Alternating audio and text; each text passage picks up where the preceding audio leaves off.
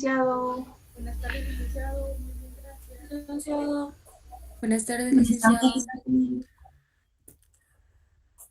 Gracias, qué gusto estar nuevamente acá con ustedes abordando los temas de interés. El día de hoy vamos a tratar de avanzar en uno de los aspectos que también son columna vertebral de esta clase. Vamos a hablar sobre determinados principios. Fundamentalmente vamos a hablar del derecho natural con algunos matices que, por cierto, surgen muchísimas dudas en su aplicación y más en su concepción. Recuerdo que al final de la clase anterior que estuvimos hablando un tanto de la validez de las normas. ¿Se recuerdan ustedes en qué hacíamos énfasis para la validez de una norma?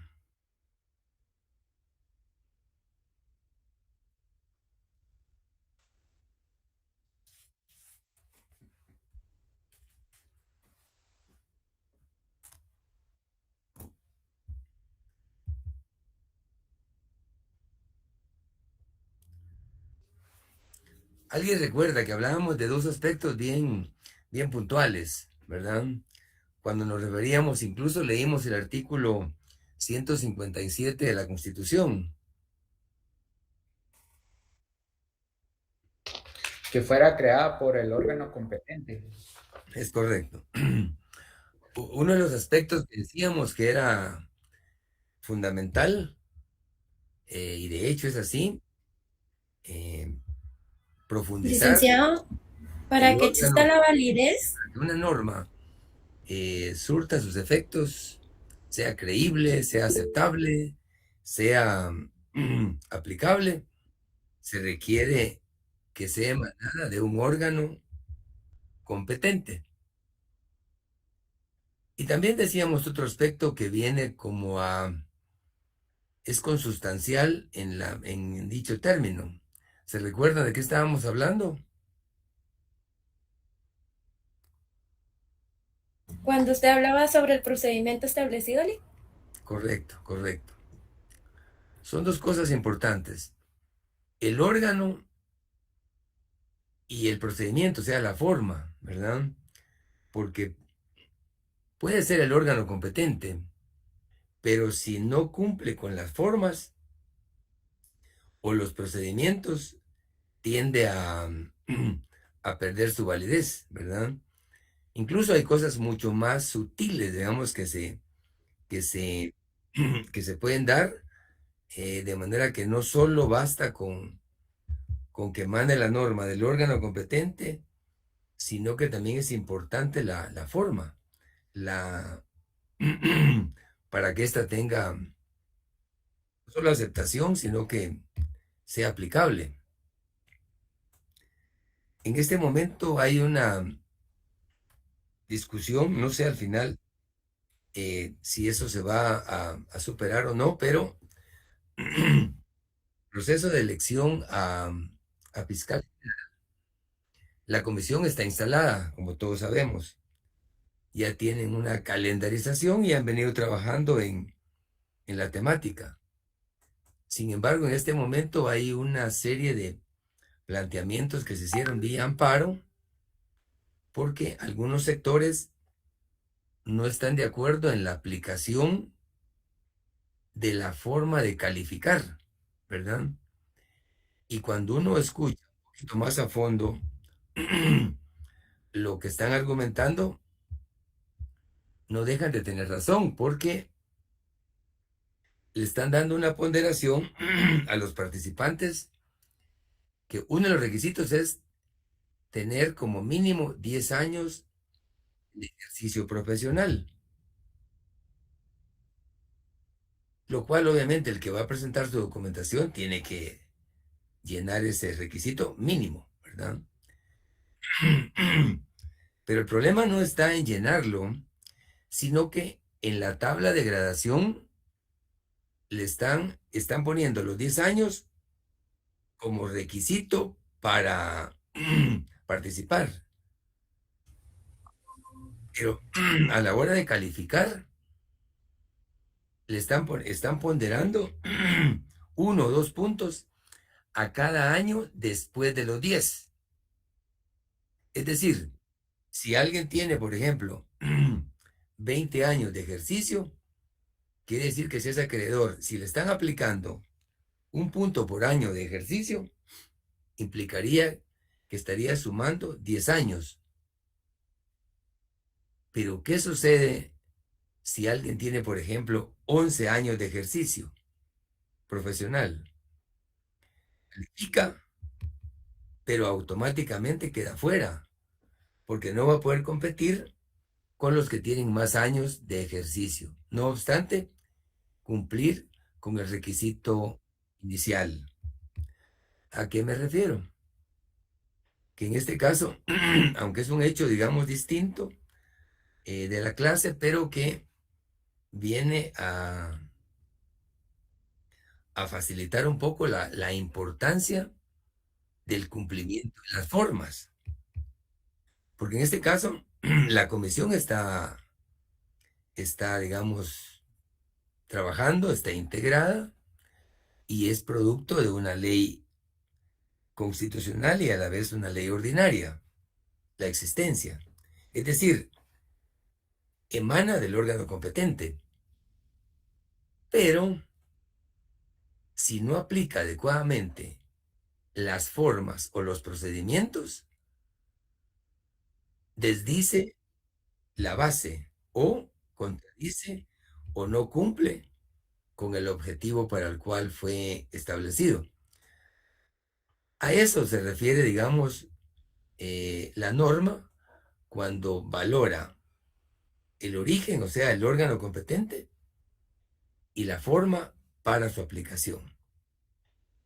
El día de hoy vamos a tratar de...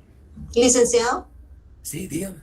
perdone que le interrumpa. ¿Esto es entonces una mala interpretación por parte de la comisión?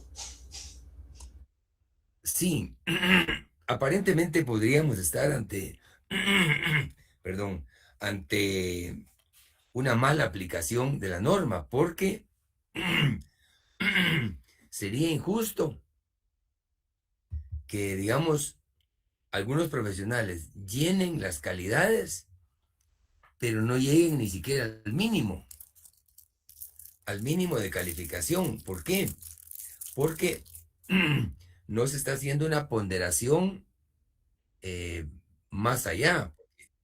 Una cosa es, digamos, el ejercicio profesional, otra cosa es la experiencia, otra cosa es la calidad moral o ética, que también tiene que valorarse, porque recordémonos que el artículo 103 de la Constitución habla de idoneidad, y aunque la idoneidad no podemos calificarla con 100 puntos, porque hay mucho elemento subjetivo, no quiere decir que no hayan parámetros, porque en este caso lo que tendría que hacer la comisión es darle una mayor puntuación a otros aspectos para compensar algunas limitantes, porque si no lo hacen, matemáticamente, la persona que no tiene mucha experiencia, digamos, en el ejercicio profesional, aunque tenga más de 40 años, por ejemplo, aunque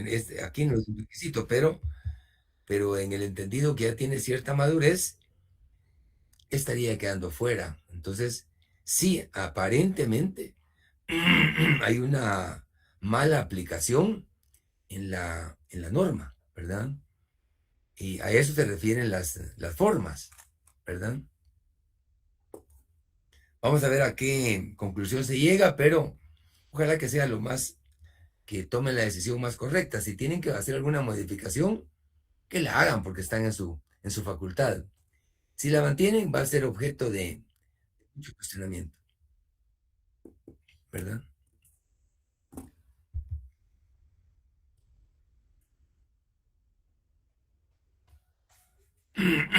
Bien, pues les decía que vamos a hablar del derecho natural.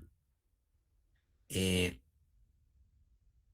Sin embargo, dejo acá nada más 4 interrogantes y que vamos a ir tratando de, dentro de lo posible, de ir encontrándole respuesta en el desarrollo de la clase. Un interrogante que surge para los teóricos en este tema es, ¿cuándo surge la supuesta tensión entre el derecho positivo y el derecho natural? Es una pregunta válida, ¿verdad? Eh, ¿Habrá algún momento en que exista alguna tensión o alguna diferencia entre el derecho positivo y el derecho natural? Es una interrogante que queda ahí en el ambiente. Y de esta misma se deriva otra, que sería, ¿qué hay detrás de dicha tensión? O sea, ¿cuál sería la motivación de esa tensión? O sea, de esa diferencia que se genera entre el derecho natural y el derecho positivo.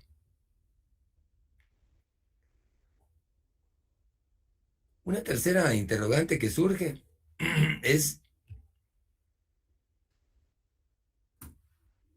¿debe el derecho positivo ser justo?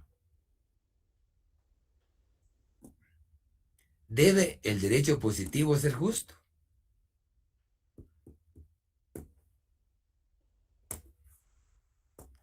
Porque uno cuando escucha el concepto de derecho, creería que por antonomasia o por definición, tiene que ser justo, ¿verdad? Sin embargo, no necesariamente es así, ¿verdad? ¿O qué opinan ustedes?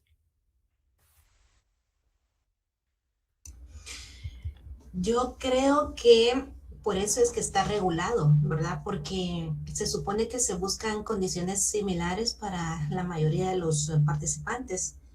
Y aunque finalmente pues no siempre todo lo que indica el derecho termina siendo lo más correcto, ¿verdad?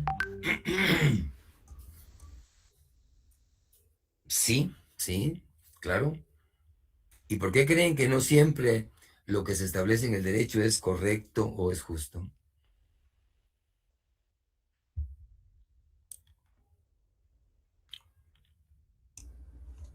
Porque los procedimientos ya están establecidos, pero cuando ya digamos que no siempre se analizan todos los aspectos que se deben de considerar para poder emitir una resolución. Entonces, hay procedimientos que establecen, delimitan qué es lo que usted tiene que analizar para poder resolver, aunque más allá, o sea, más atrás, no se consideran aspectos que tal vez tuvieron que ver con ese aspecto.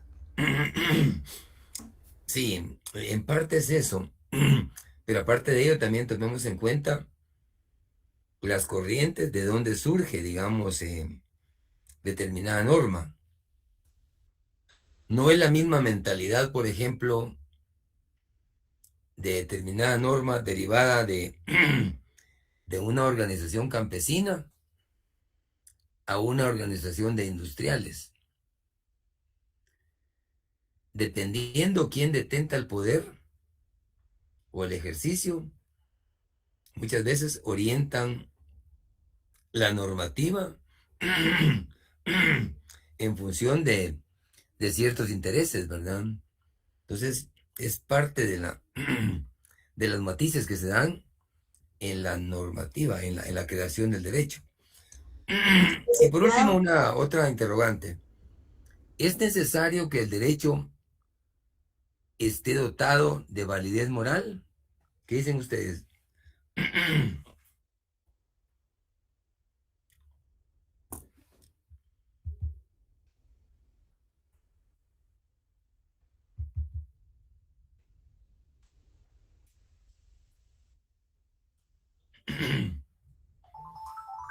Es decir, ¿creen que debiese haber obligación en la creación de una norma que vaya aparejada o atada a la concepción moral.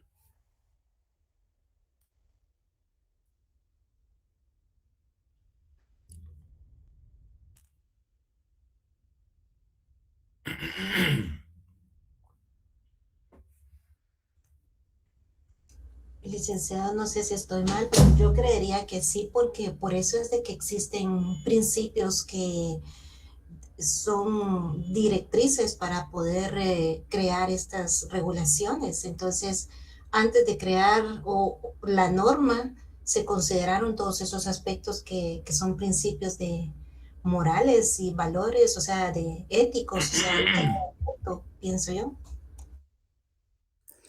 Buenas noches, Lick. Yo Interesante. considero que sí, porque pues esa es la ruta de lo que hemos visto, la axiología que nos brinda los valores que van a marcar la ruta del derecho. Sí, al hablar de axiología, hablar de valores, efectivamente. ¿Alguien más? Yo pienso que también, Lick, que sí, porque de hecho en el valor de justicia menciona de que una norma es justa cuando su contenido se adecua a lo establecido. Esta vez no sea jurídica, sino moral. Sí, pero ahí sí, cuidado. Cuidado, no confundamos, digamos, una norma jurídica con una norma moral. Hay diferencia, ¿verdad?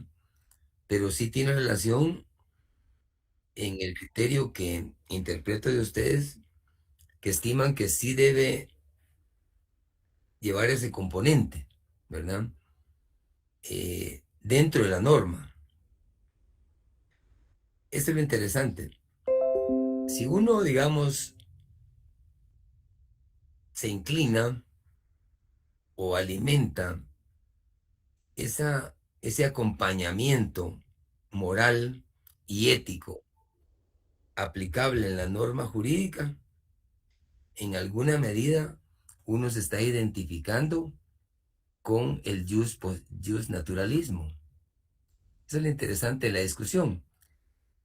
Mientras que si uno dice lex dura lex, la ley es la ley, y que no tiene, y que una norma jurídica no tiene nada que ver con la norma moral. Cuando uno toma esa aptitud o esa línea de pensamiento, uno se está ubicando como un jus positivista, ¿verdad? Y esto lo vamos a ver en el desarrollo de esta clase y de la misma profesión, ¿verdad? Que conforme uno vaya profundizando, uno va tomando cierta conducta y se va inclinando hacia ciertos aspectos. Y a eso obedece, digamos, el tratar de abordar estos temas, y son parte del programa porque nos vienen a ilustrar muchísimo en la interpretación que hagamos en el futuro, ya sea interpretando una sentencia o en su momento elaborando una sentencia, ¿verdad? Entonces, los principios lo acompañan a uno y también orientan y en alguna medida definen un poco la forma en que uno interpreta el mismo sistema, ¿verdad? Si se inclina por uno u otro. Al final de la clase van a ver cuando abordemos un poquito sobre uno de los teóricos en este tema del dispositivismo, que es Hans Kelsen. Él sí fue radical, ¿verdad? La ley es la ley, decía, y la moral es aparte, ¿verdad? Entonces, porque él sí era digamos, no necesariamente promotor, pero sí identificado plenamente con el dispositivismo, con la norma, ¿verdad? Desvinculada de la moral. Los primeros en plantear y discutir el problema del derecho natural fueron los griegos. Y aquí, obviamente, incluimos a los sofistas, a los presocráticos, ¿verdad? Y el supuesto de un derecho divino natural distinto de las leyes de cada estado lo formuló, imagínense, en el año 535. Él, bueno, nació en el 535 al 475 antes de Cristo, o sea, fueron los presocráticos, ¿verdad? Ellos hablaban del derecho divino y natural, distinto de las leyes de cada estado. De hecho, cuando uno estudia un poco la época medieval o el recorrido histórico y la misma cristiandad, uno va conociendo un poco en el sentido de que los reyes, por ejemplo, ellos creían que estaban ahí por orden de Dios y que ellos eran los que se podían comunicar con la divinidad o con las divinidades, no así el pueblo, ¿verdad? Entonces, en función de eso, se hacían muchas cosas, no necesariamente buenas, ¿verdad? Sin embargo, lo que es importante es que cuando hablamos del derecho natural, hablamos de la razón y de la justicia, ¿verdad? Pero partiendo de aspectos originarios, no necesariamente creados por el Estado, porque se supone que estas digamos, se originan previo a la existencia del Estado. Para ello, Platón, por ejemplo, creía en la existencia de una idea eterna de la justicia. Él creía que la justicia era eterna, que siempre había existido y podía existir, ¿verdad? Así fue como fueron alimentando una serie de principios. De modo semejante, Aristóteles suponía la existencia de una ley de naturaleza, es decir, previo a cualquier creación social o de Estado o de la forma, digamos, originaria del Estado, habían leyes naturales, ¿verdad? Y que eran a las cuales había que respetar y adecuarse. Por eso es que la razón siempre está, digamos, de por medio cuando se habla del jus naturalismo. Así pues, la idea de una ley de naturaleza que podía pretender validez universal desempeñó un papel prominente en el pensamiento político de los griegos. Por eso siempre se habla, y ustedes han escuchado la presencia de Grecia, digamos, de los griegos en la historia, porque eran mucho más estudiosos, más profundos de hecho, pues, Platón creó la academia, ¿verdad? De ahí surge la academia. Y si bien en su momento la superpotencia era Roma, culturalmente fue superada por los griegos y fue, digamos, influenciada por los griegos, ¿verdad? Roma, la potencia militar que dominó una gran parte del mundo, ¿verdad? Pero culturalmente estaban los griegos detrás de ese, digamos, de ese crecimiento político y de Estado que sufrió Roma. Y en ese sentido, la escuela estoica de la filosofía fue fundada por un pensador de origen semita. En algún momento ustedes han escuchado a este personaje que se llamó Zenón. Él fue el creador de la filosofía estoica. Ese término sí lo hemos escuchado mucho, ¿verdad? El estoicismo. Sí, ¿Recuerdan a alguien ustedes que sea muy destacado en la historia, que se le considere un estoico.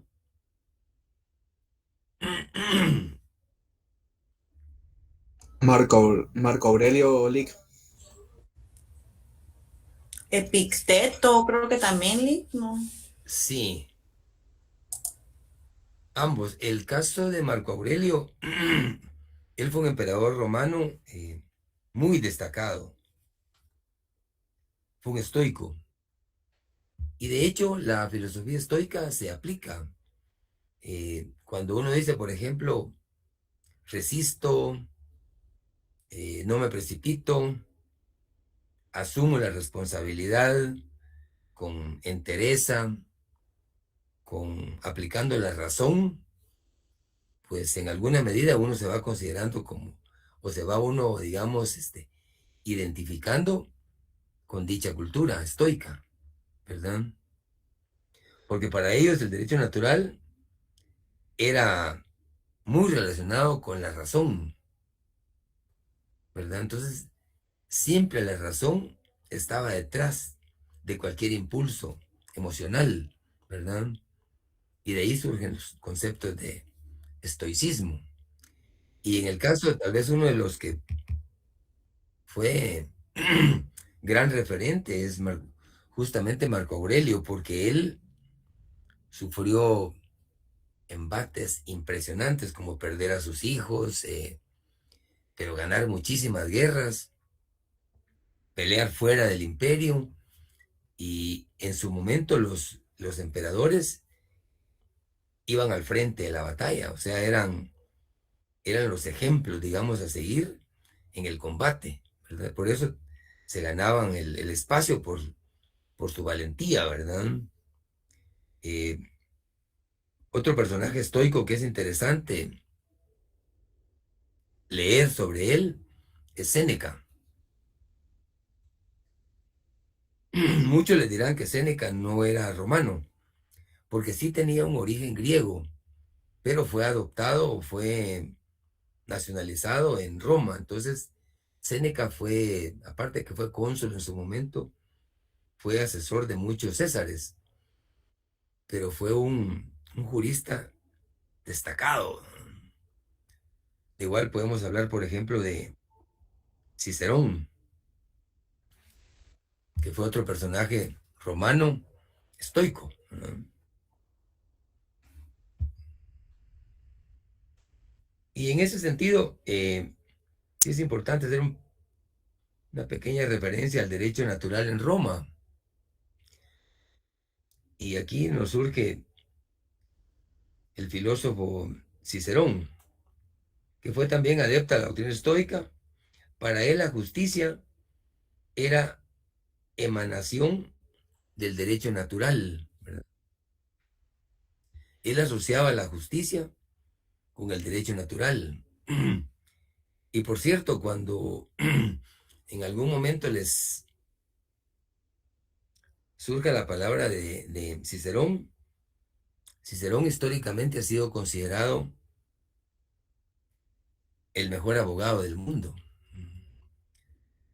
No solo porque era un gran orador, un gran analista, un gran asesor, también fue funcionario en su momento, un gran doctrinario, ¿verdad?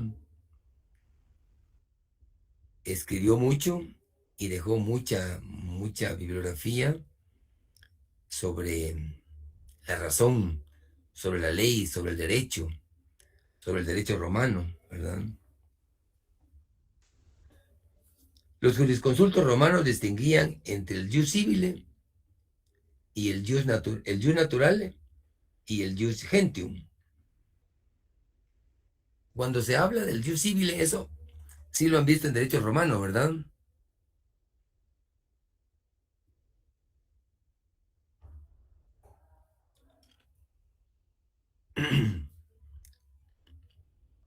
¿Qué aplicación le podemos dar al jus civile hablando de Roma?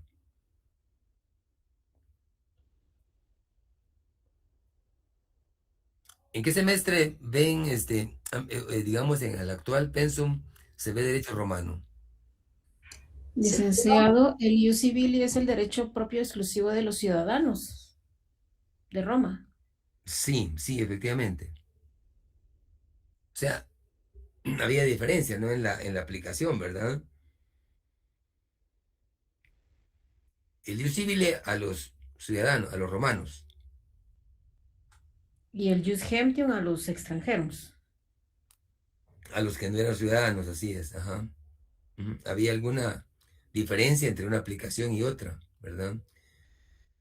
Y por eso la influencia de Roma hacia nosotros, porque nosotros tenemos elementos del derecho romano y también tenemos una buena influencia del derecho francés, especialmente de lo generado con la presencia de Napoleón Bonaparte, ¿verdad?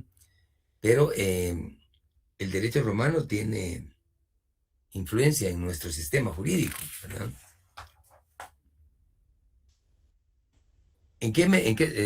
Les reitero la pregunta, ¿en qué semestre se ve derecho romano? En el segundo, si no estoy mal, tercero. En el En segundo. el segundo, Lick. Es al principio, ¿verdad? Sí. Sí, es en el Y a año veces, común. esas cátedras se toman como poco importantes, pero fíjense que la malla curricular está muy hilada y muy vinculada. Y a todas las clases es importante, digamos, tomarle la importancia de vida porque en algún momento lo va uno aplicando, digamos, los términos, ¿verdad?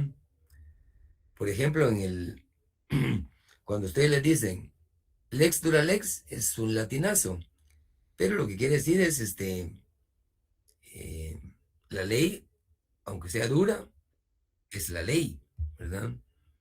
Eh, y así hay muchísima terminología que se ha ido adaptando a nuestro idioma, ¿verdad? Que se origina del latín. Y en ese sentido, el derecho romano, pues, qué mejor que sea el que nos ilustra, ¿verdad? Para su aplicación. Continuando con el tema del derecho natural, representaba para los romanos lo que conforme a la razón, al lado mejor de la naturaleza humana, a una elevada moralidad, al sentido común práctico y a la convivencia general. Por eso es que se le da tanto énfasis al, al derecho natural, porque es algo que está muy vinculado con la naturaleza humana, con la moral, con la ética. Y de ahí surge, por ejemplo, cuando uno dice, no hay derecho, dice, no. O sea, ahí cuando uno dice no hay derecho, no se refiere propiamente a una norma, sino que se refiere a algún beneficio o algún acto que le pueda afectar a uno, ¿verdad? Entonces, como se interpreta como que no es justo, ¿verdad? Por eso es que va vinculado, muy vinculado con la convivencia, ¿verdad? Y por eso es muy importante, digamos, al tener oportunidad de profundizar en el naturalismo. Y para ello, obviamente, hay muchos personajes, por ejemplo, Santo Tomás de Aquino, San Agustín, que fueron personajes que dejaron mucha información sobre el tema y que nos viene a alimentar y nos viene contribuye a dar respuesta. Por ejemplo, la pregunta que hacíamos al principio, ¿cuándo surge la supuesta tensión entre el derecho natural, dijimos, y el derecho positivista, ¿verdad? ¿Por qué? Porque es como una ruta paralela o una línea paralela en donde por un lado va el derecho natural, los principios naturalistas y los positivistas, y en algún momento coinciden o en algún momento se contraponen. Y poco a poco vamos a ir concluyendo que el naturalismo, en alguna medida tiende a imponerse ante el positivismo, porque el naturalismo, al final, como vamos a ver, se considera dualista porque, así como parte del principio de la razón o de lo natural, en algún momento admite aspectos que se derivan del derecho positivo, ¿verdad? Entonces, no lo descarta, sino que lo complementa. Mientras que si nos vamos por el otro carril de la pista, el derecho del positivismo no acepta la contaminación o la relación que emane del derecho natural. Simplemente se rige por la norma, por la ley, ¿verdad? Entonces es un concepto exclusivista, ¿verdad? Mientras que el otro es dualista. Siguiendo con el tema, es importante también abordar brevemente el derecho natural bajo el punto de vista cristiano. En la Edad Media todos los cristianos tuvieron un mismo concepto del universo. Para todos era lo mismo, ¿verdad?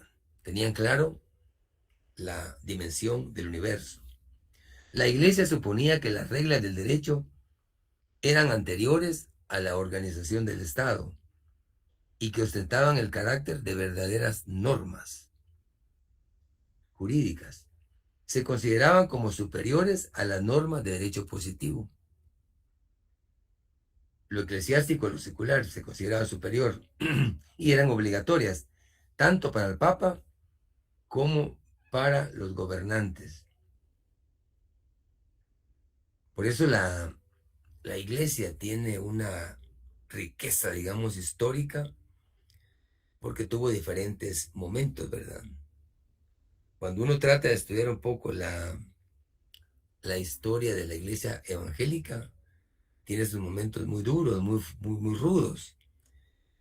De igual manera, y especialmente la Iglesia católica, cuando se estudia el recorrido histórico, ha pasado momentos históricos sumamente dramáticos. Y de hecho hay muchas cosas que también en nombre de la Iglesia se han hecho cosas no las mejores, ¿verdad? Por ejemplo, si recordamos el tema de las cruzadas, ¿se recuerdan? La época de la Inquisición, ¿verdad? La época de la aplicación de los herejes. Eran momentos bien difíciles, ¿verdad? Y eso lo podemos ver, digamos, más que todo, digamos, en el ámbito europeo, tanto en España como en Roma, en diferentes momentos históricos. Si, por ejemplo, asociamos la época de cuando se dio, digamos, el descubrimiento de América, estamos hablando, por ejemplo, de los reyes católicos en España. Isabel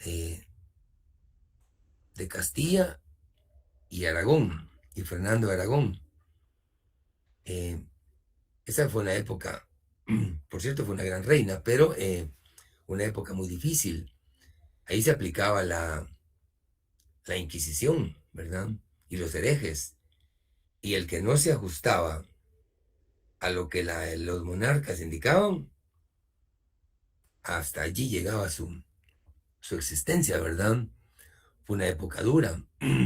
Lo mismo si nos trasladamos a Roma, fue una época, hubo épocas de persecución a los cristianos en forma increíble, ¿verdad? De hecho, de ahí surge, digamos, la crucifixión, una época muy dura, muy ruda, ¿verdad? Posteriormente ya se dieron los cambios porque el mismo régimen se convirtió al cristianismo y se cambió el esquema. Entonces de ahí perseguían a los no cristianos. Pero la historia en esas épocas ha sido sumamente ruda, dura, ¿verdad? Y como decíamos,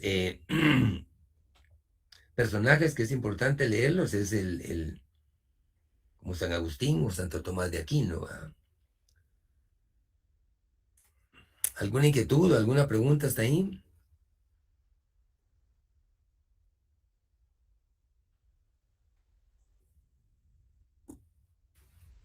Aquí estamos dando principios, solo presentando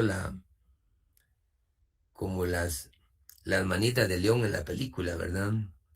Hay muchísimo que leer, muchísimo que ver sobre estos temas, pero lo importante es que tengamos una dinámica que nos permita, digamos, en su momento poder diferenciar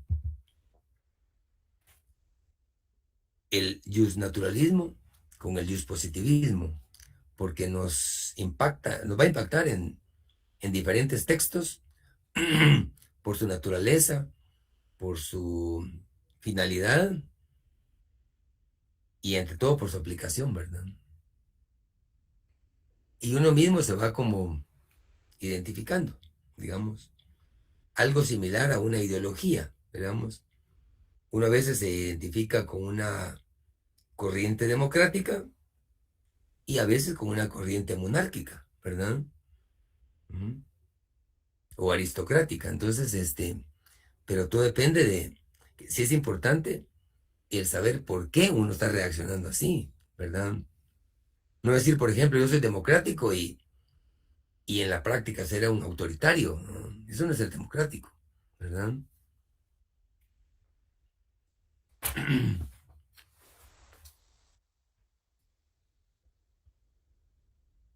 Entonces se puede decir, licenciado, que ambos derechos van de la mano, uno con otro, no puede funcionar uno sin otro. La verdad es que sí se vinculan, sí se relacionan. Pero como decíamos, el justnaturalismo, por su condición, tiende a ser más, a pesar de que es anterior, tiende a ser como más dar cierta apertura, en el sentido que admite alguna incorporación del dispositivismo, ¿verdad? Y eso también lo hace, digamos, considerarse como superior al dispositivismo, porque tiende a admitir algunos aspectos derivados del derecho del dispositivismo, mientras que el dispositivismo, como lo vamos a ver más adelante, es tajante, no admite aspectos o una vinculación con principios naturalistas, sino que parte de la ley, y no, independientemente, es más, digamos, para un positivista, no le importa si la ley es justa o es injusta. Simplemente dice, eso dice la ley y eso vamos a aplicar, aunque esté aplicando una ley injusta, ¿verdad? Mientras que el que se inclina por el naturalismo, una de las condiciones o una condicionante para abordar el tema es que la ley sea justa o velar por la aplicación de la justicia, ¿verdad? Tal como decía Platón, que la justicia es eterna, ¿verdad? Pero sí, son dos sistemas, ¿verdad? Que uno asimila más al otro en relación al otro, ¿verdad? En cuanto al periodo, digamos, de la escuela clásica, el derecho natural, durante la Edad Media, el centro de la vida de Europa fue la Iglesia. Controlaba la educación y la ciencia. La más importante de las ciencias era la teología. De hecho, ¿cuáles fueron las primeras carreras que se, digamos, se desarrollaron en nuestra querida USAC?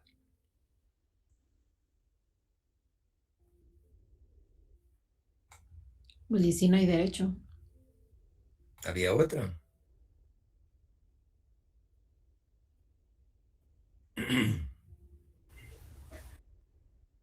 Teología.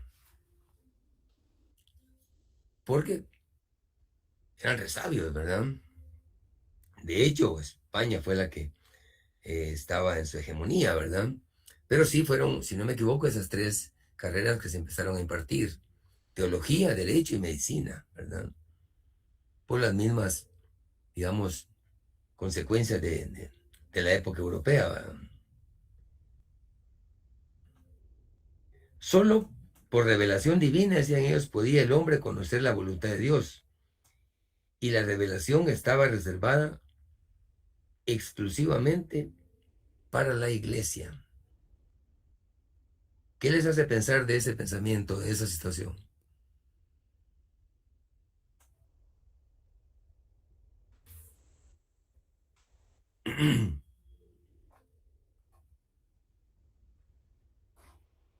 ¿Puede repetirlo, por favor?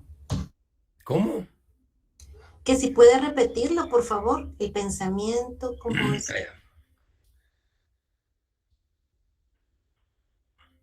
Solo por revelación divina podía el hombre conocer la voluntad de Dios. Y la revelación estaba reservada exclusivamente a la iglesia. Sí, pues ellos Entonces, consideraban que no cualquiera podía. solo la iglesia podía. Ajá.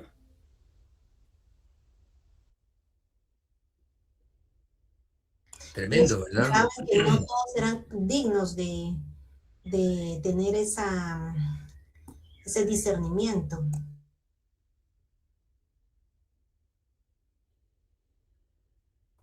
Sí, aquí lo dramático es que la exclusividad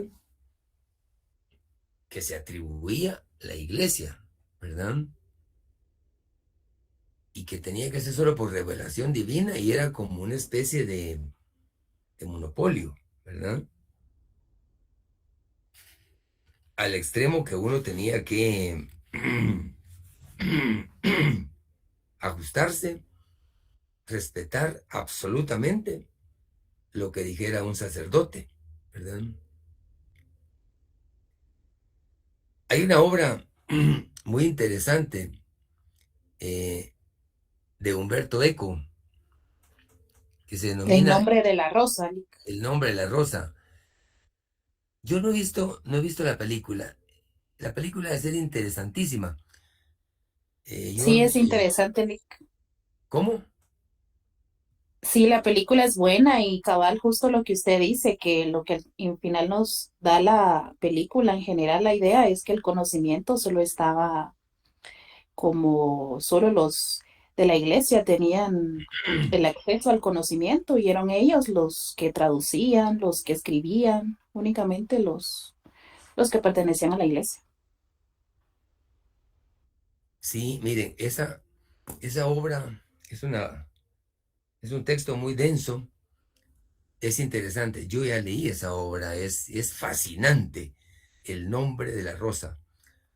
Pero no cabe duda que el leer la obra y ver la película le da elementos aún adicionales.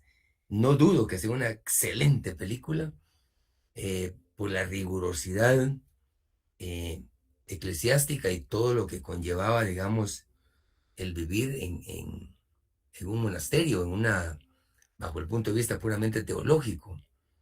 Es un ejemplo increíble que, que lo tenemos ahí, pues, al alcance. Es cuestión de disciplina y, digamos, de someternos un poco a la lectura, pero ese es un ejemplo de cómo podemos interpretar, digamos, las épocas tan rudas, ¿verdad? Porque hoy que nosotros, digamos, y digo nosotros porque también he disfrutado de los procesos democráticos, es diferente. En esas épocas era un radicalismo extremo, ¿verdad? O se adecuaba uno o no se adecuaba. Y en ese sentido, es importante manifestarles que el ataque contra la jerarquía comenzaba en el siglo XVI, iba dirigido contra el orden espiritual del catolicismo, a la vez que contra también el orden del terreno del feudalismo, que fue una época muy, muy, muy ruda. irrumpió por todas partes un espíritu individualista y liberalista. Acá amerita recordar un personaje para que podamos, digamos, como ubicarnos en este momento histórico. ¿Quién fue uno de los considerados protestantes? O el protestantismo, ¿cómo surge?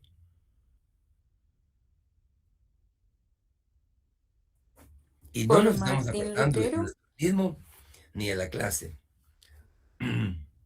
Martín Lutero. Martín Lutero, sí.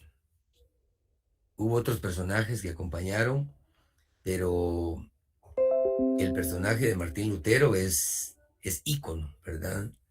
Les voy a contar acá bueno, esto más que todo es un comentario de Nietzsche, de Friedrich Nietzsche. No recomendable para la lectura, eso sí. La tendencia de Nietzsche es muy negativa, ¿verdad? Si alguien no tiene, digamos, una concepción bien clara de la vida y principios, digamos, bien asentados, Friedrich Nietzsche tiende a confundir. Es como decía Vargas Vila, ¿verdad? Cuando el martirio es un deber, cuando el martirio es una, digamos, acción real, el suicidio es un deber, una cosa increíble, ¿verdad? Términos que deben ser como descartables desde el principio. Pero quiero asociar a Martín Lutero y a Nietzsche. ¿Por qué? Martín Lutero fue un sacerdote. Él fue parte de la Iglesia Católica. Pero fue un personaje muy estudioso, analítico, que profundizó en el aspecto religioso, ¿verdad?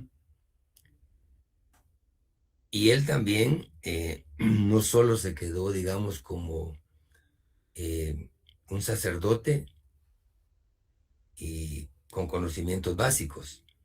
Él se convirtió en un doctor en filosofía. Él fue un personaje que estudió muchísimo, muy preparado, pero llegó un momento en que no estuvo de acuerdo con la iglesia y empezó a analizar la Biblia con la mayor profundidad posible, ¿verdad? Porque partían, digamos, que decían, ¿en qué consistía el derecho eterno y natural? Su precepto fundamental era que el hombre nace libre e independiente. No vivía originalmente en sociedad, pero había hecho un contrato con otros individuos para defender su idea y su propiedad. Entonces, todas estas ideas fueron calando y fueron profundizando en él al extremo que él se opuso al papado, digamos, al estatus de su momento, independientemente lo que surgiera o las consecuencias que tenía, ¿verdad? Pero él llegó a una de las grandes conclusiones que actualmente estamos, digamos, nosotros como sociedades, como humanos, disfrutando de esa forma de interpretar la Biblia, ¿verdad? Él llegó a la conclusión de que no era correcto que Dios se comunicara exclusivamente con el Papa o con los, digamos, doctos en teología, o que los reyes eran impuestos por Dios y que la plebe tenía que asimilarlos o adaptarlos. Él llegó a la conclusión que la relación con Dios no es a través del Papa, ni es a través de un pastor o de un religioso. La relación con Dios es personal. Es cada uno de nosotros con el Espíritu Santo. No necesitamos la mediación de X persona para comunicarnos con Dios, con la divinidad. La relación es personal. Imagínense, digamos, llegar a esa conclusión en esa época. Era temerario, ¿verdad? ¿No les parece?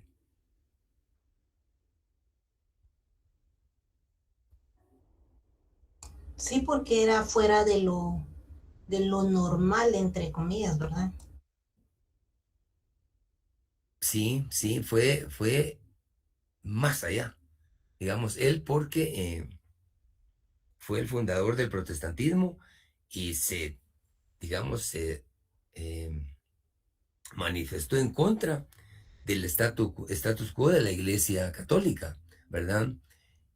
Y por eso cuando les menciono a Nietzsche, es bien complejo. Obviamente, él escribió, por ejemplo, El origen de la tragedia, él escribió muchísimo, pero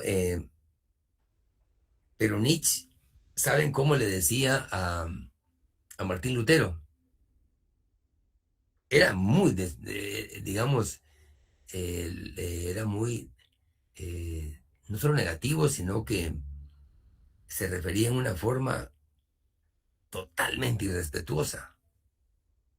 No obstante que Martín Lutero, un personaje, un teólogo, un doctor, eh, conocedor de la teología a fondo, con unos aportes a la historia que ahí están, innegables. Sin embargo, él se burlaba Nietzsche se burlaba de Martín Lutero porque le decía, tú eres un sacerdote de aldea, le decía. Una cosa así muy, muy despectiva. Pero obviamente también parte por la misma mentalidad, ¿verdad? Que él es, digamos, un experto en hablar del existencialismo humano, ¿verdad? Pero bueno, no vamos a entrar ahí en el tema de ellos, pero lo que sí me interesa es que tengamos, digamos, lo más claro posible el aporte que dio Martín Lutero en el sentido de que la relación de nosotros con Dios es personal, ¿verdad? Entonces, interesantísimo porque quitó una serie de mantos o de cuestiones, digamos, o de cortinas que cubrían, ¿verdad? Eh, Cubrían, digamos, de la concepción de nosotros, de los humanos en ese entonces, de la sociedad, cómo veían a la cristiandad, ¿verdad? Así es que lo importante aquí es el aporte y el cambio y la dinámica social que sufrió el mundo a raíz de sus esfuerzos. Yo lo respeto muchísimo y lo admiro porque incluso tuve la oportunidad cuando era joven de estar en algunos estados de Alemania y tuve la oportunidad de conocer el lugar donde él escribió la Biblia, donde él escribió cuando hizo su análisis de la Biblia, ¿verdad? Entonces, es bien interesante el lugar donde él vivía, acompañado de una que era monja, pero que después se casaron, o sea, porque él se fue en contra de la rutina, ¿verdad? Pero los aportes que él nos dejó, meritorios y merecen toda nuestra admiración y respeto, ¿verdad? Bien, otro aspecto que es importante también abordarlo es el positivismo jurídico, que es siempre en relación a lo que hemos venido hablando, que es la otra cara de la moneda. Es una teoría política que considera que el derecho es un conjunto de normas que el Estado establece y que son públicas y son fiables.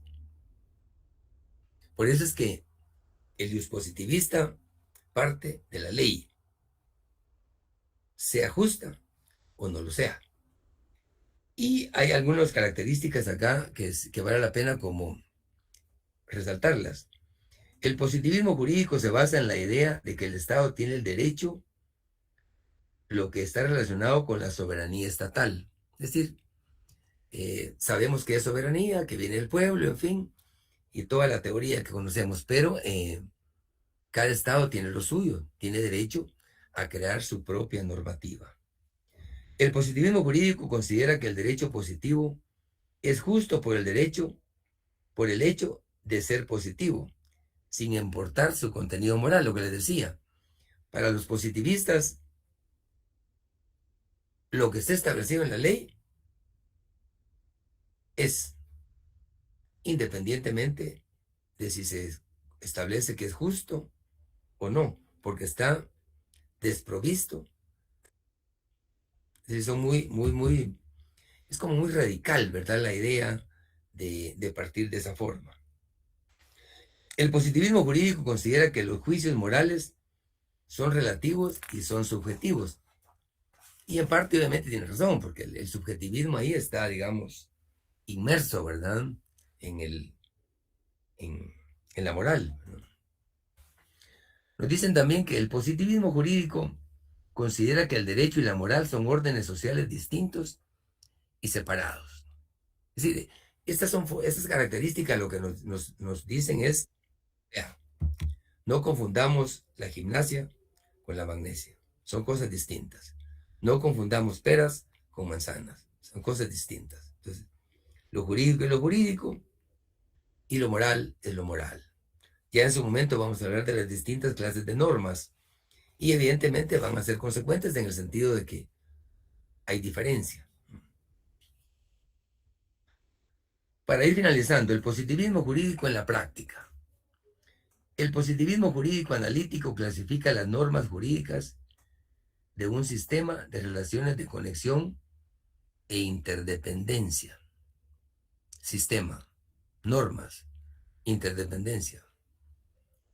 El positivismo jurídico delimita el campo normativo del derecho, eliminando los elementos extraños, los sociológicos, los históricos, los psicológicos y los políticos.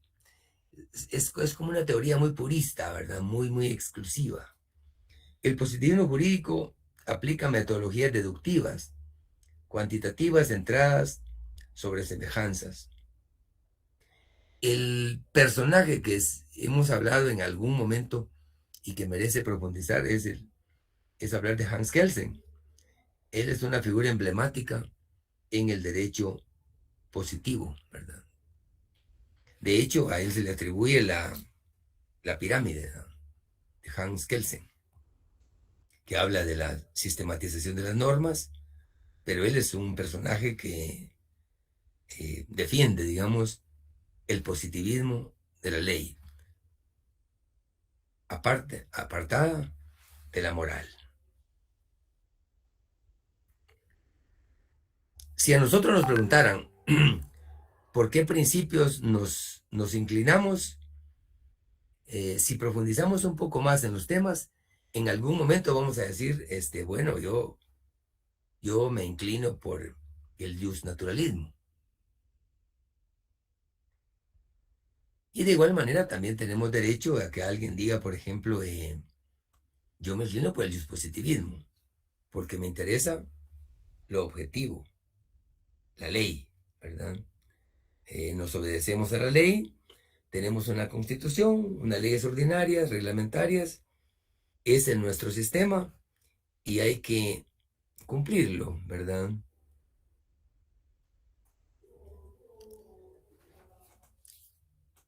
Y si regresamos a la pregunta cuarta originaria, o a la tercera, ¿debe el derecho positivo ser justo? ¿Qué opinan?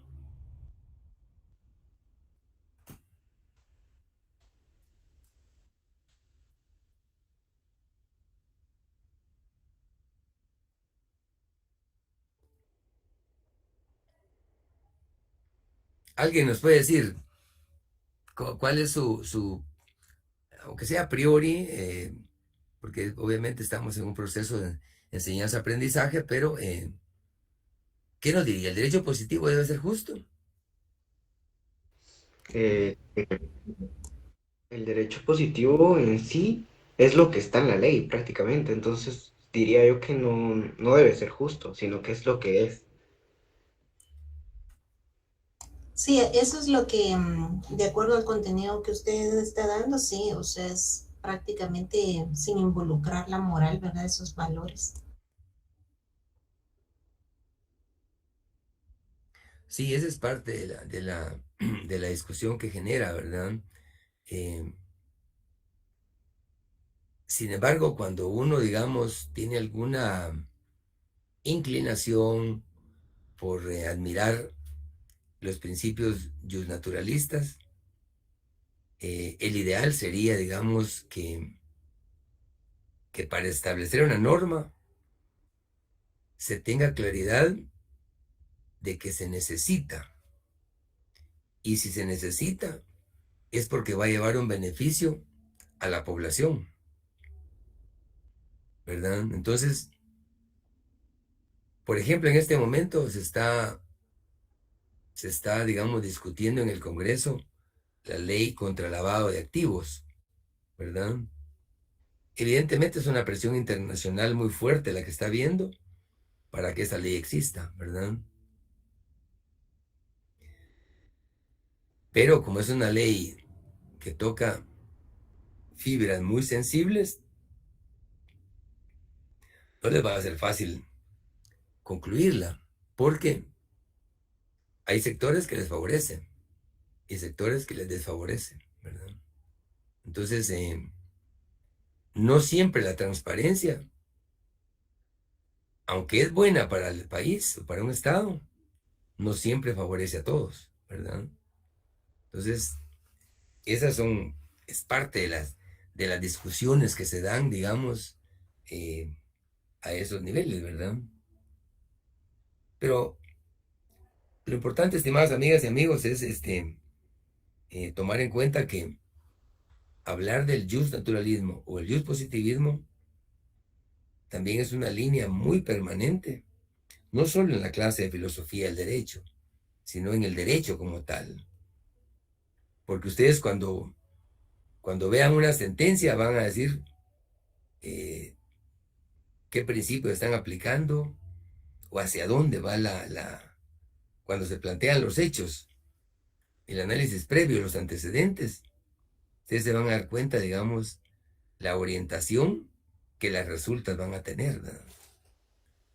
Y cuando uno va profundizando en una serie de aspectos, se le facilita la integración y la interpretación de la norma, ¿verdad? Aprovechando un par de minutos, en la parte final del trabajo, de las ideas ahí que se están, digamos, incorporando, hay un apartado que dice el derecho y la moral. Ese va a ser objeto de otra clase, pero me interesa, digamos, como dejar unas cuantas ideas de un personaje que es uno de los académicos de renombre, que nos va a servir de muchísimo en la profesión. Y se trata de Norberto Bobbio. Él es un constitucionalista nato que ha dejado una estela de derecho interesante, de información de derecho. Él establecía o concluía que por justnaturalismo entiende, decía, aquella corriente que admite la distinción entre derecho natural y derecho positivo y sostiene la primacía del primero sobre el segundo. Es decir, él converge o concluye que el positivismo no es que unifique, pero sí admite parcialmente aspectos del positivismo, pero que eso lo hace, le da a ese principio cierta supremacía sobre el otro. Por esa, tal vez no es lo correcto, pero por esa democrática forma que tiene de incorporar algunos aspectos a su propia teoría. Mientras que el positivismo jurídico, nos dice, nos dice Norberto Bobbio, es aquella corriente que no admite la distinción entre derecho natural y derecho positivo, y afirma que no existe derecho, que no existe más derecho, quiere decir que el derecho positivo, ¿verdad? Y de esa cuenta él concluye que el derecho naturalista es una teoría de la superioridad y el derecho positivista exclusividad, porque se refiere al derecho como tal, ¿no? Y por último, concluye que el naturalismo es dualista y el positivismo es monista. Monista es cuando se refiere a un término, en este caso a un enfoque, mientras que el dualista combina, ¿verdad? O sea, son una serie de ideas que nos quedan ahí para profundizarlas y poder, digamos, ir aterrizando. Y lo interesante aquí es, o lo necesario es que podamos decir, bueno, cuando leamos un artículo, vamos a tener la capacidad de establecer si el enfoque va orientado al naturalismo o al positivismo. Si vemos un texto derivado de alguien que va en función de la ley, pues con facilidad vamos a decir, no, él es positivista, ¿verdad? Cualquier norma que establezcamos, vamos a tener la posibilidad de decir, aquí hay elementos naturales, ¿no? Aquí hay elementos, digamos, eternos que parten del principio naturalista, ¿verdad? O lo contrario.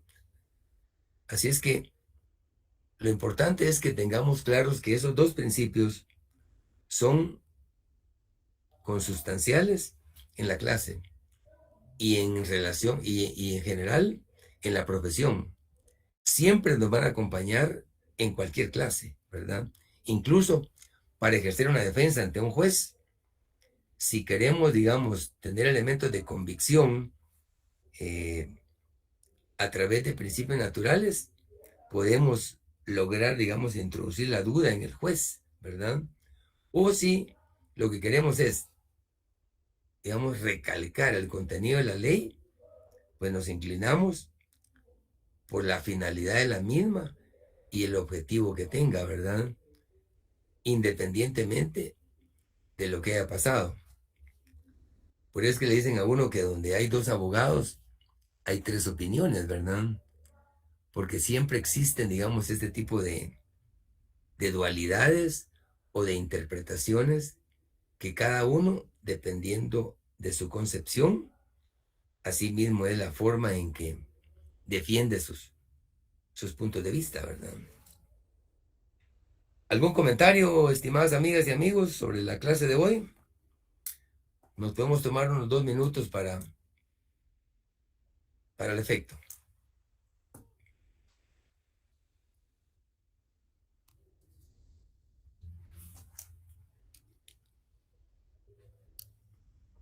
Todo claro de mi parte, licenciado, muy amable, gracias.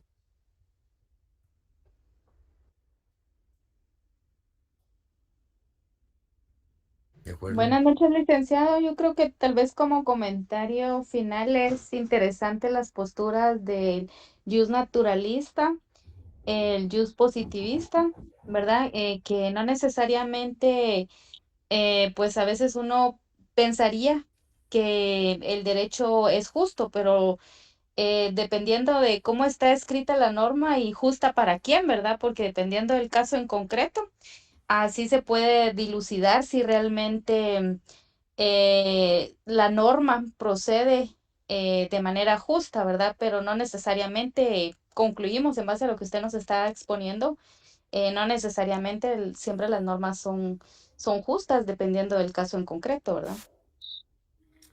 Es correcto, sí, sí. Sí, es interesante, eso sí. Lick, yo tengo una duda. La clase del día de hoy ya no entra en el primer parcial, ¿verdad? No, tampoco la anterior. Ah, ok.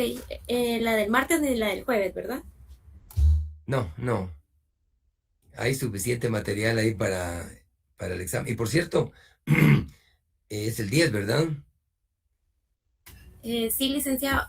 Liz, yo tengo una duda acerca de una clase anterior. Me surgía si era lo mismo lo del poder con el impulso del poder o son dos cosas diferentes. Perdón, me decía. De que si el poder es lo mismo que el impulso del poder. Lo que pasa es de que en el contenido que usted nos dio está como similitud, pero no sé si son cosas diferentes o es lo mismo. Va orientado a lo mismo, ¿verdad? Pero el impulso es, digamos, las fases o el enfoque o la forma en que se pretende llegar al poder, ¿verdad? Y de hecho, pues el poder y el derecho van muy vinculados, ¿verdad? Pero cuando se refiere al impulso es ese recorrido para poder llegar a lo que se pretende, ¿verdad?